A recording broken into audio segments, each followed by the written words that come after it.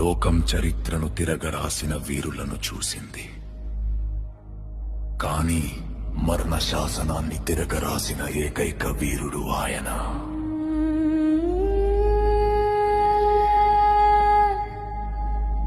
శత్రువుని కత్తితో చంపడం కాదు, తన ప్రాణాన్ని బలిగా ఇచ్చి ఆ శత్రువులోని శత్రుత్వాన్ని చంపిన మహాయోధుడు.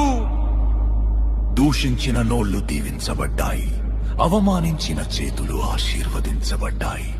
ఎందుకంటే ఆయన సింహాసనంపై కూర్చున్న రాజు మాత్రమే కాదు, ప్రతి గాయాన్ని తన కౌగిలితో మాయం చేసే ప్రేమ సామ్రాజ్య చక్రవర్తి.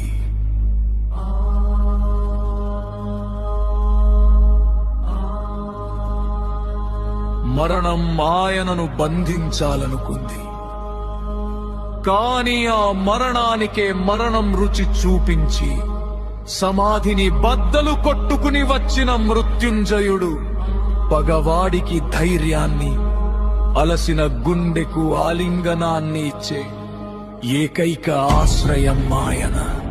ఆయనే నా సర్వస్వం, ఆయనే నా యేసుక్రీస్తు.